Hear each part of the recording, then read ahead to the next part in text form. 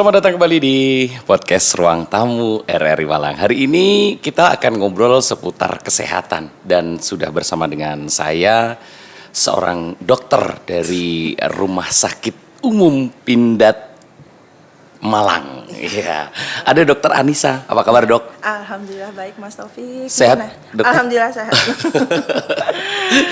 Kita akan ngomongin soal penyakit yang rata-rata diderita oleh perempuan. Iya, okay. Namanya adalah kanker serviks. Nah, ngomongin kanker serviks itu, dokter, sebenarnya penyakit apa sih? Nah, ini kan saya sebagai laki-laki gitu, pasti kurang paham. Tapi ini penting juga kita harus mengetahui agar nanti pasangan kita itu jadi lebih tahu gitu gejala awalnya kayak gimana, terus kemudian proses penyembuhannya kayak gimana. Apa sebetulnya kanker serviks itu sendiri, Dok? Iya.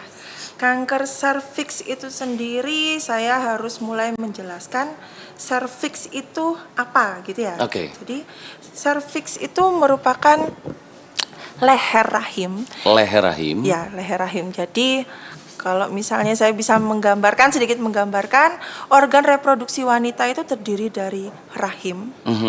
Kemudian ini badan saya rahim. Oke. Tangan saya ini saluran tuba. Saluran tuba, saluran kehamilan. Kita punya dua, kanan dan kiri. Kemudian di bawahnya ini ada ovarium. Ovarium itu adalah indung telur yang menghasilkan sel telur. Ya, itu fungsinya nanti untuk ke fertilisasi atau pembuahan. Nah, sekarang kita bahas fokusnya ke serviks. Nah, serviks itu adalah leher rahim, bagian paling bawah dari rahim. Ya, kalau misalnya dari bagian luar wanita dia tidak mungkin terlihat secara langsung karena di luar ya otomatis yang pertama mohon maaf ada namanya kemaluan wanita, vagina. Nah, vagina itu ada liang vagina. Nah, masuk kira-kira 10 atau 15 cm di situ baru terlihat namanya serviks atau leher rahim. Ya. Dan ternyata leher rahim, kanker leher rahim ini merupakan pembunuh nomor 1 ya, kasus tertinggi pembunuh nomor 1 wanita di Indonesia. Nomor satu. Wah, berdarah dingin berarti ya. Yang kedua saya amame, kanker payudara. Gitu. Berarti kenapa kita tidak pernah bosan-bosan mengedukasi tentang kanker serviks ini? Karena gini Mas Taufik, kanker serviks sendiri itu tidak menimbulkan keluhan. Jadi tidak ada yang dirasakan oleh seorang pasien. Betul. Sehingga pasien itu dia tidak merasakan ada keluhan sehingga dia tidak datang ke fasilitas kesehatan untuk memeriksakan diri. Berarti dia cuma merasa seolah-olah saya baik-baik saja gitu. Tapi sebenarnya ada tanda-tanda yang diabaikan oleh wanita. Sebetulnya ada tanda-tanda, cuman tanda-tandanya itu tidak menimbulkan rasa sakit. Betul. Akhirnya si pasien itu tidak menyadari kalau sebetulnya itu adalah penyakit yang sangat ganas dan berbahaya seperti itu. Itu biasanya. Nah, ini kalau tadi kan kanker leher rahim, iya kan? Itu biasanya disebabkan oleh apa aja, Dok? Ya, faktor resiko kanker leher rahim ini yang pertama jelas terjadi pada wanita. Ya, kemudian pada wanita dengan multi partner seksual. Ya, multi partner seksual dan biasanya mengenai pada usia-usia reproduktif 20 sampai 40 tahun. Kalau zaman dulu kanker serviks biasanya kita temukan pada usia 40 tahun, 50 tahun, 60 tahun, bahkan setelah menopause baru ketahuan gitu. Nah, sekarang usia termuda saya menemukan kanker serviks itu sudah di usia 23 tahun. 23 tahun? Ya. Wow. Sedangkan penyakit ini sampai dari awal terinfeksi sampai dengan terjadi positif kanker, itu dia membutuhkan waktu 5 sampai 10 tahun. Jadi ini sebetulnya penyakit yang efeknya itu jangka panjang. Panjang. Biasanya terjadi pada wanita yang sudah melakukan hubungan seksual dengan multi partner. Ya, katakan kalau misalnya bergonta-ganti pasangan. Ya, katakan kalau misalnya baru ketahuan usia 23 atau 22, ya kemungkinan dari usia 12 belasan tahun. Gitu ya. 12 tahun, 13 tahun itu sudah melakukan hubungan seksual dengan multi partner, banyak pria, gitu. partner. Iya, begitu. Oh, ini ya. Itu Oke. bahayanya. Karena memang penyakit ini tuh gejala yang dirasakan itu tidak menimbulkan rasa sakit. Tidak menimbulkan rasa sakit. Kalau saya kasih ilustrasi seperti kita sakit gigi. Oke. Ya, kita giginya berlubang nih, ya. Tapi kan tidak semua gigi berlubang itu menimbulkan sakit. Benar. Kapan kita ke dokter gigi biasanya? 6 bulan sekali. Kadang kalau sudah nyeri. Iya benar. Nah, benar. kadang juga nggak rutin 6 bulan sekali. Iya, pokoknya nggak ngerasa sakit. Pokoknya kalau berarti misalnya kita perlu ke dokter gitu. Betul, kalau sudah nyeri baru kita ke dokter. Oke. Itulah pasien-pasien dengan kanker serviks sama. Begitu dia merasakan keluhannya ya, yang biasanya dia rasakan adalah, dok, ini kok saya merasakan ini. Keputihan ya dok ya, keputihannya itu sampai berbau gitu dok. Keputihannya berbau, warna hijau sudah berbulan-bulan. Lah kenapa? Baru berbulan-bulan kenapa baru kesini? Dok, saya baru merasakan nyerinya baru sekarang.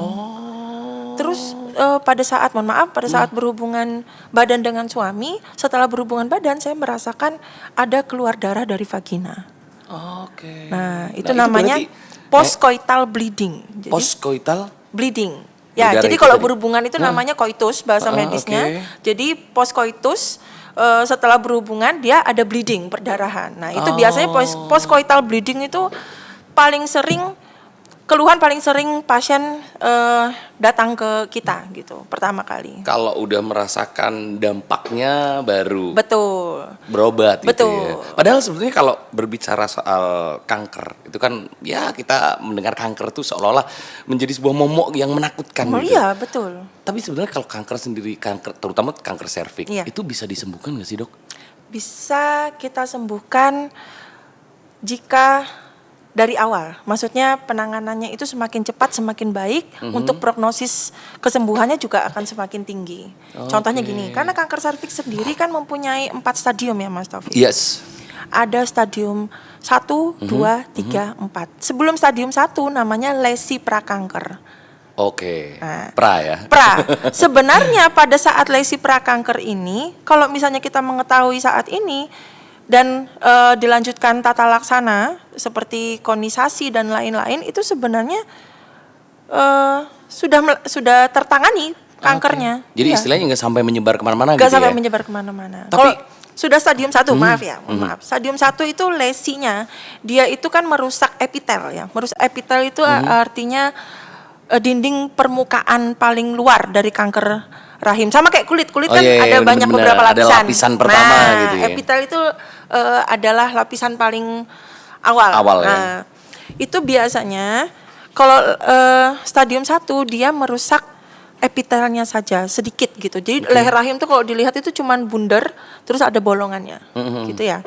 Dia nggak enaknya nggak ada gambar ya di sini ya. Jadi dia cuman menginfeksi di epitelnya ini saja. Di lapisan awalnya. Lapisan awalnya aja. Nah, kemudian kalau misalnya stadium 2, dia sudah masuk lagi, meluas maksudnya. Stadium 3 dia sudah kemana-mana. Organ yang paling dekat dari rahim kan kandung kemih sama usus. Nah, dia biasanya sudah menginfiltrasi sampai ke kandung kemih, ke organ yang lain. Yang lain di sekitarnya. Itu stadium 3. Kalau stadium 4 dia menyebarnya sudah sampai ke paru-paru, ke otak dan ke seluruh tubuh. Gitu. Makanya itu sangat berbahaya sekali gitu berbahaya sekali. Itu kalau kata orang Jawa merembetnya kemana-mana. Dan kalau sudah semakin bertambah stadium, ya tata laksananya akan kompleks jadinya. Benar-benar harus menyembuhkan ini dan itu juga banyak terapi-terapi yang harus dilakukan seperti itu ya. Jadi sebenarnya pada kanker serviks ini kunci utamanya adalah di screening. Screening itu walaupun kita nggak ada keluhan, kita screening aja nih, tiba-tiba harusnya ya memang direkomendasikan itu kita harus vaksin HPV untuk pencegahan vaksin. Nah, vaksin HPV dari usia 9 sampai 13 tahun itu sudah boleh. Sudah boleh? Sudah boleh. Sudah boleh. Sekalian promosi nih, di Pindad juga ada ya. Iya. Jadi sudah boleh ya? Sudah boleh dari 9 usia ke 13. Wanita yang belum menikah usia 9 tahun itu sudah boleh melakukan vaksin HPV. Dan vaksin HPV itu dia satu rangkaian itu beberapa dosis. Kayak misalnya waktu COVID dulu ya. Iya, Nah, waktu dosis COVID pertama, kedua, ketiga. Pertama, kedua, ketiga. Nah, ini sama. Dia dosis pertamanya misalnya sekarang kita diinjeksi, nanti dosis keduanya 6 bulan kemudian, diulang 6 bulan kemudian. Iya, iya. Jadi itu untuk apa namanya?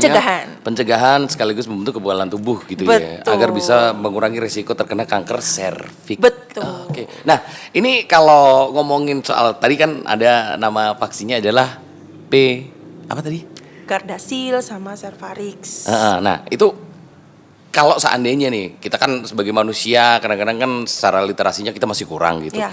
Terus tiba-tiba di usia 20 baru kita melaksanakan vaksin itu apakah? Tetap boleh, tetap boleh. Tapi tetap bisa. apa namanya usia minimal adalah 9 ya, dan seterusnya. Gitu. Jadi kalau misalnya belum menikah bisa nggak dok vaksin HPV? Nah, bisa. Ya itu tadi dari usia 9 tahun itu sudah bisa kita melakukan pemberian vaksin HPV. Kemudian saya baru tahunya sekarang dok, saya sudah menikah, sudah melakukan hubungan seksual, tetap bisa. Oh, tetap bisa. Tetap bisa. Tapi apakah ada efek sampingnya? Tidak ada. Tidak ada. Ya. Tidak ada ya efek samping vaksin seperti biasa kayak mungkin panas gitu ya, demam, nyeri badan ya. Umum lah, keluhan umum lah. Nah biasanya kalau sudah di luar negeri ya, ini kita bandingkan kesehatan di luar negeri dan di tempat kita sendiri itu, di luar negeri itu setiap masyarakat dan terutama wanita ya itu sudah diwajibkan untuk screening. Untuk screening misalnya setahun sekali atau 3 tahun sekali, 5 tahun sekali tergantung kebijakan negara masing-masing. Itu bentuk screeningnya kayak gimana dok? Bentuk screeningnya seperti pemeriksaan IVA namanya. IVA. IVA ya, IVA itu bisa dilakukan di puskesmas biasanya. Itu adalah berarti fasilitas kesehatan setingkat puskesmas. Setingkat puskesmas itu sudah bisa screening. Itu pencegahan lebih awal. Pencegahan lebih awal. Ya. Misalnya ini bisa dilakukan pada wanita yang sudah melakukan hubungan seksual.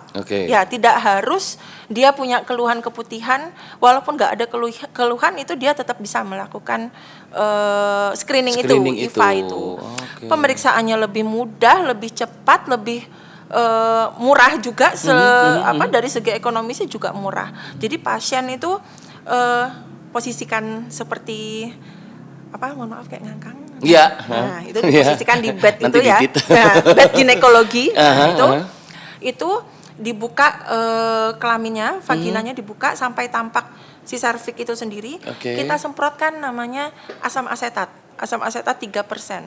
Disemprotkan terus didiamkan selama 1 menit, ada nggak perubahan warnanya? Kalau misalnya perubahan warnanya putih-putih, nah itu sudah ada resiko terjadinya kanker serviks. Jadi kayak menyemprotkan cairan tadi. Cairan asam asetat itu. Asam asetat, dan ketika terjadi perubahan warna, keputihan. Seperti sariawan kalau. Iya benar. Jadi permukaan pada dinding vagina itu sama seperti di bagian dalam mulut kita, mukosa namanya. Nah, pada saat kita sariawan itu kan warnanya putih ya. Bener. Nah, itu dia. Kalau misalnya dia resiko terjadinya kanker serviks, pada saat kita semprotkan asam, dia akan berubah keputihan. Itu tandanya si epitelnya itu sudah rusak. Oleh si virusnya tadi. Nah, tadi dokter sempat bilang bahwa awal itu pasti lapisan awalnya akan terserang. Nah, itu proses penyembuhannya jauh lebih cepat.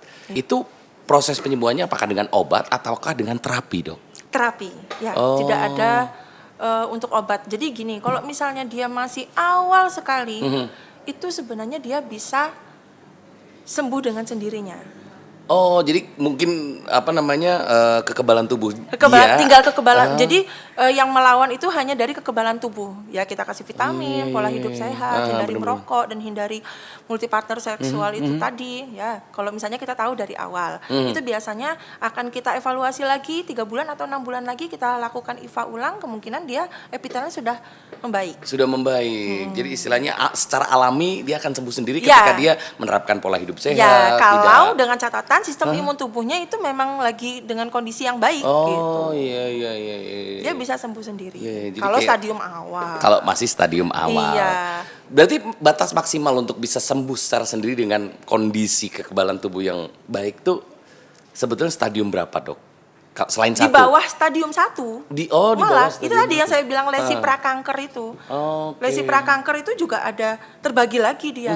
Ada cin 1, cin 2, cin 3. Tapi yang membedakan cin 1, cin 2, cin 3 itu harus dilihat dari mikroskop. Jadi ada tes labnya gitu ada ya? tes lagi. Kalau IVA kan cuma disemprot asam asetat. Kalau misalnya kita pengen tahu ini lebih detail itu dari mikroskop. Jadi ngambil sampelnya dengan pap smear namanya. Pernah dengar ya pap smear? Pap smear. Pap doang sih. Nah, kayaknya pap smearnya nggak pernah tahu. Iya, ada pap yang lain yang pernah dengar. Pap smear itu pemeriksaan sama dia mengambil sedikit kayak dikerok sedikit bagian epitelnya, nanti dilihat di bawah mikroskop. Dia sudah menginvasi serviksnya sampai ke lapisan mana. Gitu. Berarti itu dari virus ya dok ya? Virus.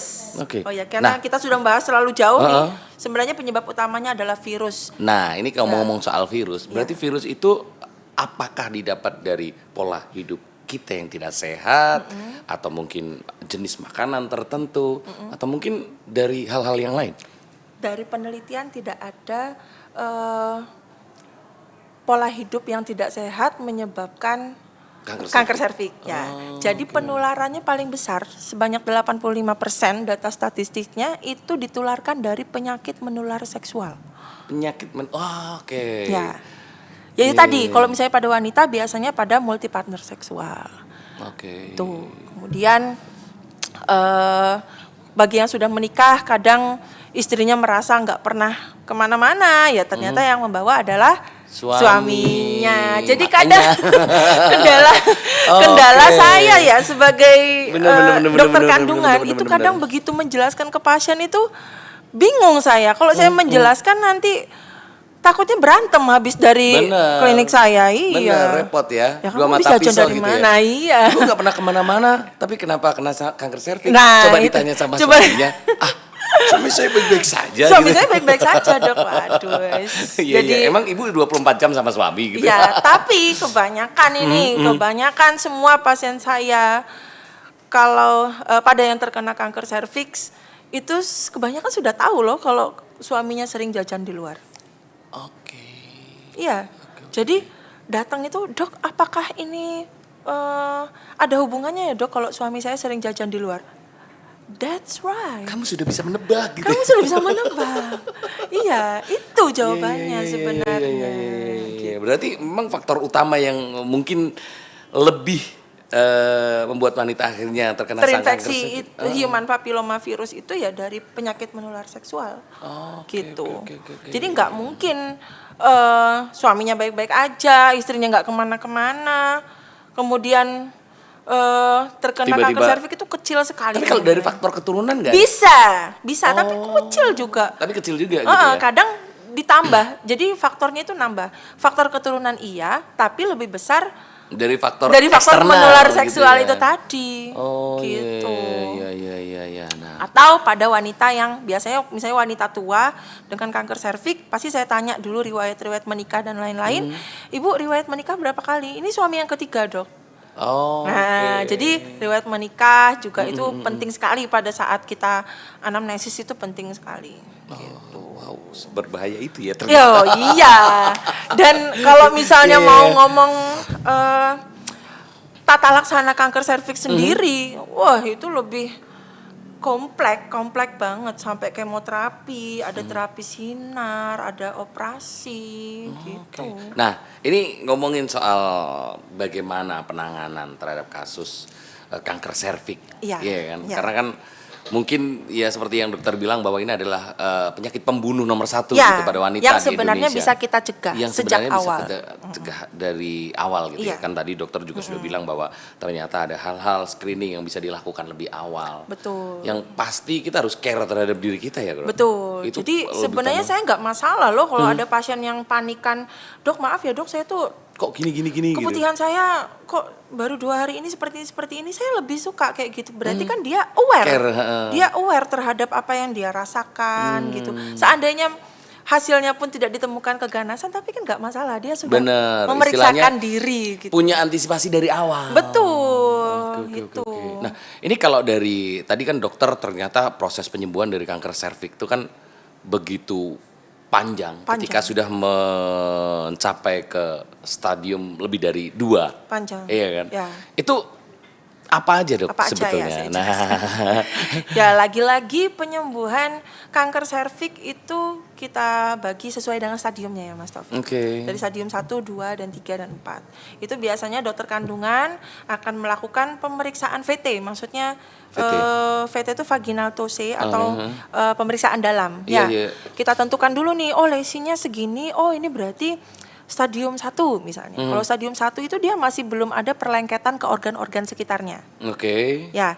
Nah, sehingga yang pertama yang dilakukan bisa namanya kemoterapi dulu. Neoadjuvan kemoterapi. Nah, tahu nggak Mas Taufik kalau kemoterapi itu kayak gimana? Kira-kiranya gambarannya itu seperti apa? Bayangkan kalau kemoterapi itu kayak di terapi segalanya gitu, enggak? Ya, terus diinjeksi atau apa gitu, pernah nggak orang-orang awam ini membayangkan? Belum tahu ya? Belum. Kemo itu adalah obat keras yang kita masukkan ke dalam cairan infus. Jadi dia diinfus kayak biasa nih, diinfus kayak biasa. Cuman obatnya dari infus. Harapannya dia menyebar secara sistemik ke seluruh badan untuk membunuh si sel-sel kanker itu tersebut. Nah, pada stadium 1 kita lakukan kemo. Kemonya ini neoadjuvan namanya. Itu dilakukan selama 4 kali dulu. Ada tahapannya juga? Iya, ada tahapannya. Berarti nggak bisa langsung dok? Nggak bisa langsung. Jadi tahapan seri pertama ke seri kedua itu biasanya dikasih jarak dulu 3 minggu. Ya, itu ya ribetnya nih, saya mau menjelaskan ribetnya ini. Jaraknya 21 hari. Setelah sudah selesai semuanya 4 rangkaian ini, kita evaluasi lagi. Kita VT, ini lesinya bisa berkurang. Nah, itu kita bisa melakukan operasi. Operasi itu angkat kandungan.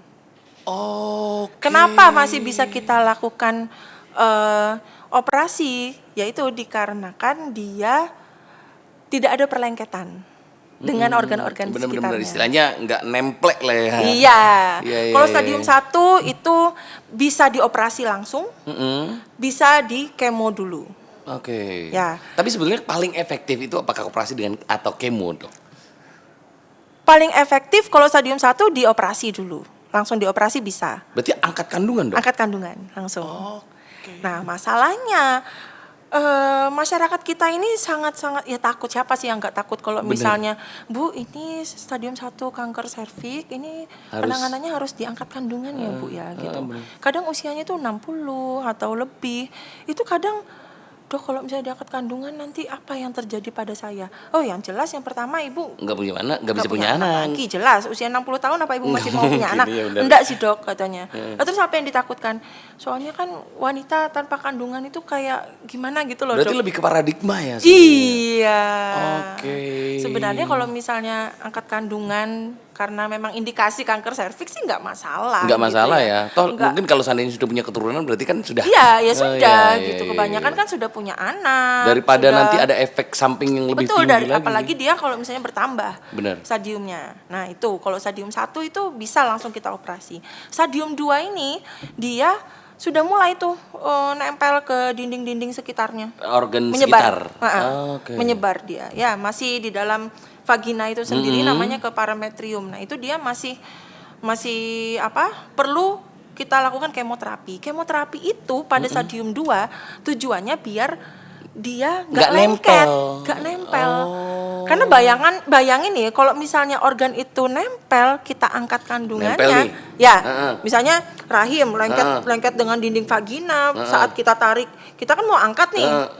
Nanti dia perdarahan nggak karuan kan di sekitarnya. Makin bahaya ya. Makin bahaya. Nanti bisa sampai terjadi kematian di meja operasi kalau misalnya perlengketan. Benar. Resikonya terlalu tinggi. Jadi lebih baik memang kita lakukan kemoterapi yang tadi tujuannya untuk memisahkan antara kandungan dengan organ-organ yang melengket tadi. Oh, begitu. Gitu. Tapi kalau sudah stadium 3 yang dimana dia sudah menyebar ke kandung kemih atau usus besar di belakangnya rahim itu bayangin ya, dia sudah melibatkan banyak organ. Akarnya udah kesana-sana nih. Sudah kemana-mana nih.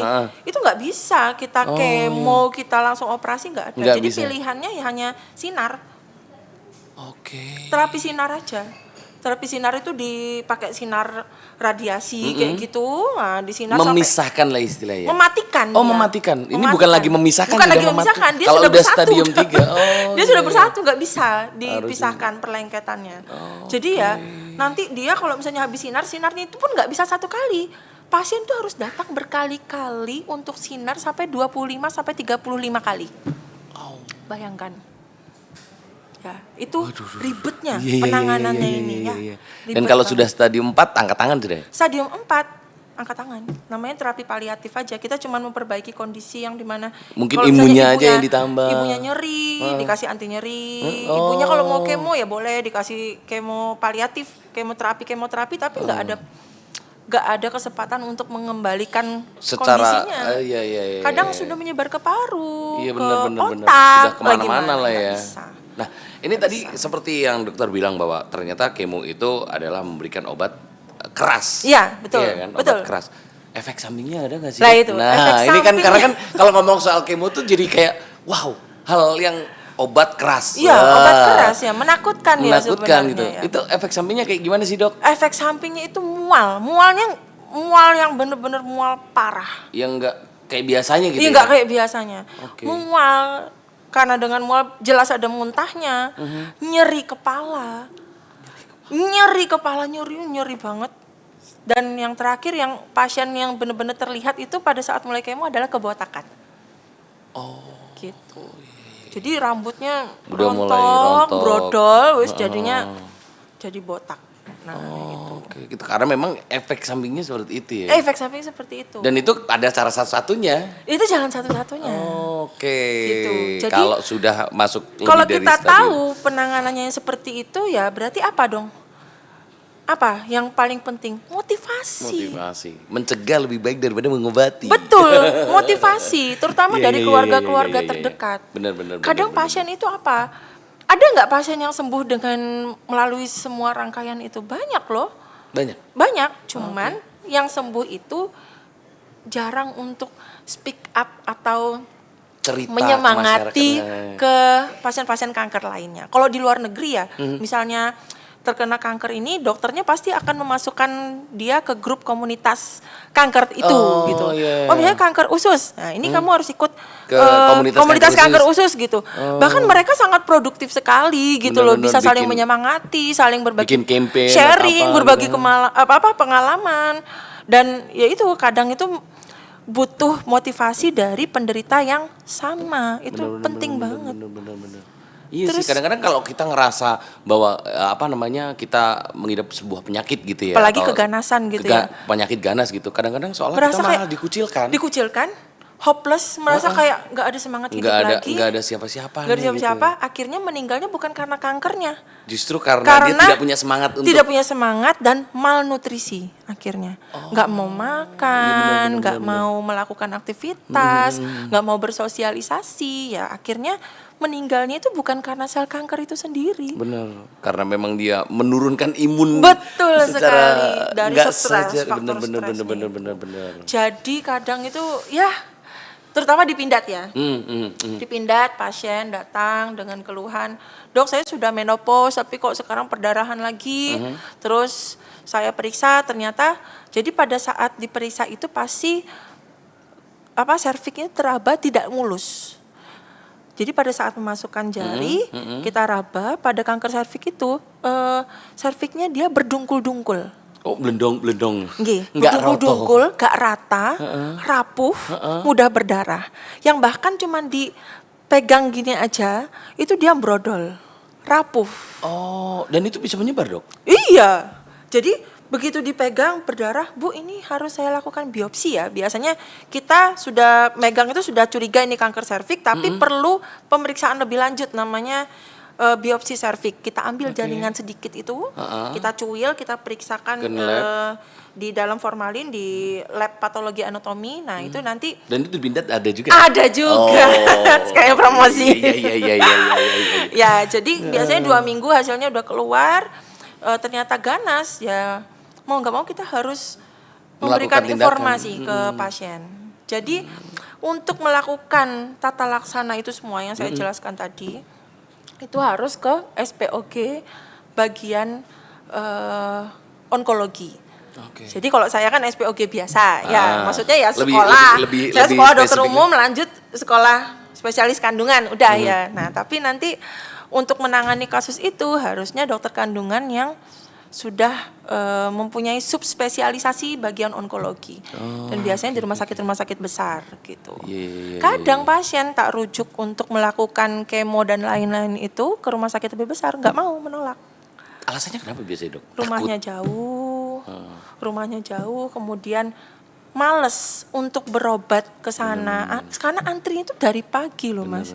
Selain itu mungkin ini juga, Dok, yang jadi faktornya. Saya belum kerasa nih. Enggak, itu udah kebanyakan sudah kerasa.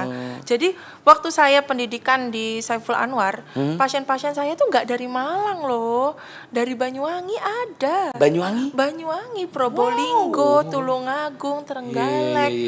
Itu semuanya bahkan menginap bermalam-malam di, kalau mau tahu, di parkiran Saiful Anwar itu pasien-pasien semua itu. Pasien-pasien kanker kayak gitu. Sebegitunya ya. Jadi kadang kalau orang mau memulai pengobatan itu, ya mungkin rasanya tuh kayak males ya aku jauh-jauh ke sana. Jadi lebih ke pasrah akhirnya. Aku nggak apa-apa dok, nggak usah kemo. Nanti misalnya sudah dijelaskan nih, nanti kalau nggak Bu, nanti menyebar gini-gini. Nggak apa-apa dok, itu sudah yang tingkat pasrah sudah tingkat pasrah yang sudah 1000% udah. Wallahu alam, pokoknya bismillah ta'ala. Nggak apa-apa, saya dirawat di rumah aja. Saya cuma minta obat anti nyeri sampai nanti saya nggak ada. Sampai kayak gitu. Serius ada yang sampai seperti itu, Dok? Itu mungkin karena lebih ke apa namanya ya, mungkin jarak, ribet dan sebagainya gitu ya. Ya, ditambah karena asuransi. Kalau misalnya mau ngomong masalah maaf BPJS gitu ya. Ya sebenarnya kalau kemo ditanggung oleh BPJS. Ditanggung, sampai terapi sinar juga ditanggung, operasi juga ditanggung. Sebenarnya pasien nggak bayar, cuman mungkin biaya kesana kesininya itu juga lumayan. Biaya transportasinya, kemudian kadang orang desa tuh males ngurus BPJS, Mas. Iya benar. Kenapa? Karena anaknya banyak. Kalau misalnya yang sakit satu, dia harus bayarin dulu semuanya. Dan itu harus rutin per bulan. Iya. Ya kan? Itu kasihan. Kadang memilih untuk umum, tapi kalau misalnya pakai umum, bayangkan aja tuh operasi berapa, kemo berapa. Ya itu. Ya yang pasti kalau biaya untuk proses penyembuhan dari kanker serviks sendiri bisa sampai 3 digit lah ya. Bisa banget. Nah ini makanya penting ya, mencegah lebih baik ya. Mencegah lebih baik makanya itu. Jadi kita aware dengan diri kita sendiri, mungkin dengan rajin untuk screening, periksa ya. Periksa aja. Itu minimal berapa bulan sekali sih dok harus dilakukan? Minimal ya setahun sekali nggak masalah. Misalnya nggak ada apa-apa nih. Nggak ada keluhan, tapi ya kita nggak tahu ya kan. Mau check up aja gitu, boleh setahun sekali. Dan di rumah sakit Pindad bisa? Bisa dong. Sekarang promosin. Ya gitu. Jadi nggak hanya wanita tapi prianya juga harus ya? Prianya juga. Karena memang yang merasakan itu wanita, tetapi terkadang tidak wanita pure itu sendiri, terkadang dari pasangannya. Ya inilah yang misalnya saya kerja di rumah sakit, saya punya anak kecil di rumah, saya sehat-sehat aja, saya nggak merasakan keluhan apa-apa, tapi saya membawa virus dari rumah sakit sehingga yang membawa kan saya. Ya sama lah kayak kanker serviks ini. Kadang suami saya tapi nggak ada keluhan dok. Kok bisa ya dokter bilang ini karena penyakit menular seksual? Iya, ya bener. Memang suaminya nggak ada keluhan. Nah ini ngomongin soal istilahnya dari pasangan. Iya. Emang kalau dari pasangan tuh nggak ada merasakan apa-apa? Ada. Ini juga penting, mungkin ini jadi salah satu yang bisa memberikan kita gambaran gitu. Ya karena jadi tadi penyebab kanker serviks ini kan virus human papilloma virus ya, HPV bisa kita singkat dengan HPV. Tapi HPV ini sendiri dia punya banyak beberapa tipe. Ada tipe 1, 2, 3, 4 sampai berapa gitu, saya juga nggak apa. Tapi ada nomor absennya itu. Iya, ada nomor absennya tuh, nama-nama mutasi si virusnya ini ya. Tapi yang paling sering menyebabkan kanker serviks itu adalah tipe 16 sama tipe 18. Nah, tipe 16 sama 18. Tapi tipe-tipe yang lain itu juga menyebabkan penyakit menular lainnya, penyakit menular seksual lainnya. Termasuk yang paling berbahaya adalah HIV gitu. HIV. Terus kayak misalnya Kalau HIV itu nggak termasuk sama HPV ya, beda dia beda sendiri gitu. Tapi kalau HPV itu bisa juga dengan herpes. Oke. Nah, terus kondiloma acuminata.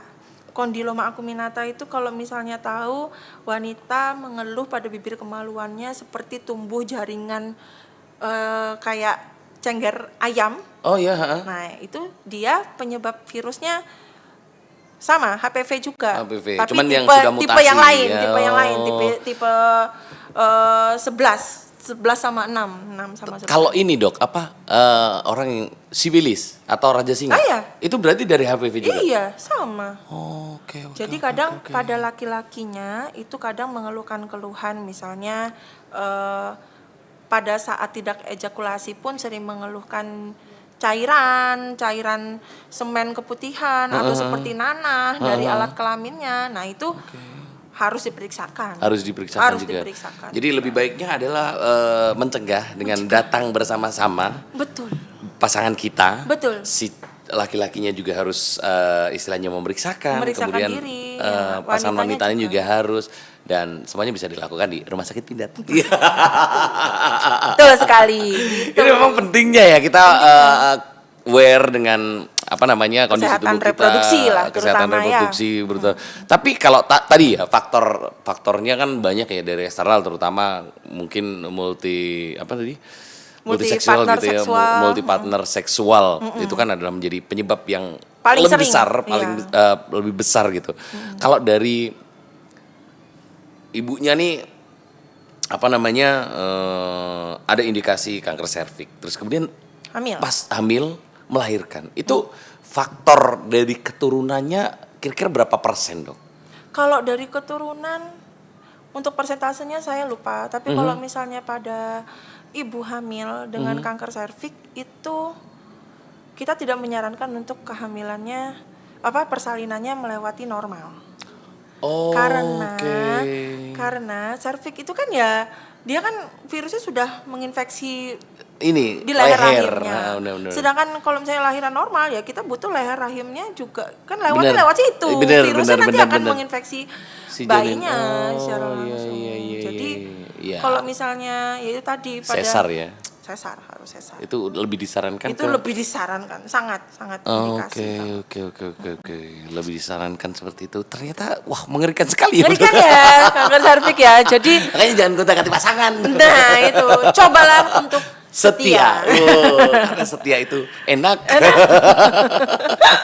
Tapi dok, kalau dari saran dokter sendiri nih, maksudnya memberikan edukasi itu hampir setiap kali kesempatan, hampir setiap kali ada pasien atau apapun itu, dokter pasti akan memberikan edukasi tentang bahaya dari serviks itu sendiri nih. Kira-kira kalau dari dokter, hal apa ya? Apa mungkin saran seperti apa yang bisa dilakukan oleh orang awam yang nanti nonton tayangan ini untuk biar bisa mencegah? Bisa mencegah ya.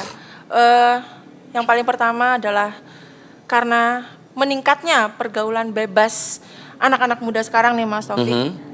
Jadi minta tolong dengan sangat para wanita, para adik-adikku, adik-adik kakak ini ya. Ya memang para adik-adik itu.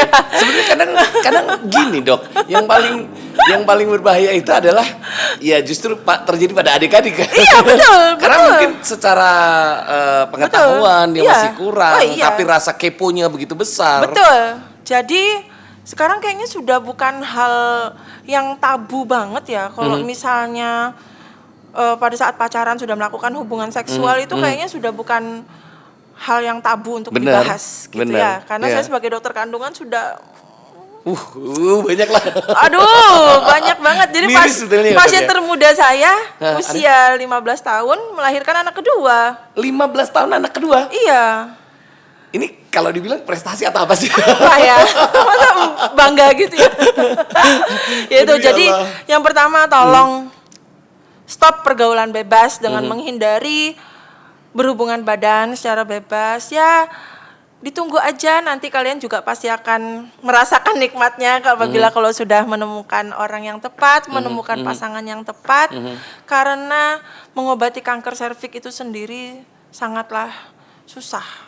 Selain kompleks. Susah butuh waktu yang lama, butuh biaya yang nggak sedikit gitu ya. Jadi lebih baik kita sebagai wanita, kita dulu nih sebagai wanita, jangan nyalahin laki-laki. Karena saya nggak setuju kalau misalnya laki-laki itu memang wajar ya nafsunya. Gara-gara kon gitu. Gitu ya. Jadi sebenarnya wanita itu bisa loh kita berani mengatakan tidak pada saat pacaran itu. Oke, jadi gitu istilahnya ya. punya keberanian untuk ya nanti kalau aku ngomong gitu diputus gitu. Jangan, mati satu tembus 1000. Betul sekali ya. Jadi berani mengatakan tidak untuk melakukan hubungan seksual pada saat pacaran. Kemudian kalau misalnya pada wanita sering-seringlah konsultasi kepada dokter kandungan, apapun keluhannya gitu ya. Jangan merasa kalau misalnya belum menikah punya keluhan malu untuk datang ke dokter kandungan. Tidak Takut nih kok samping-samping ini ibu-ibu yang hamil kok aku belum menikah udah di sini gitu ya. Nggak usah malu. Iya. Jadi kita harus aware dengan diri kita, apapun keluhannya segera periksakan diri Anda ke dokter kandungan. Oke, karena mencegah lebih baik daripada mengobati. Oke, dokter, terima kasih hari ini. Sebenarnya masih banyak yang ingin saya tanyakan, cuman waktu juga yang harus memisahkan kita. Yang pasti terima kasih sekali lagi untuk Dokter Anissa yang sudah memberikan banyak sekali insight. Ya, sebetulnya meskipun penyakit ini banyak dialami oleh wanita di luar sana, tetapi ternyata kita sebagai laki-laki, kita sebagai pasangan dari wanita juga harus aware, juga harus banyak mengerti tentang bahayanya kanker serviks. Maka dari itu setia, ya. Setia. Jangan bergonta-ganti pasangan. Cobalah untuk setia. Putar lagunya Anang Herman. Cobalah untuk setia.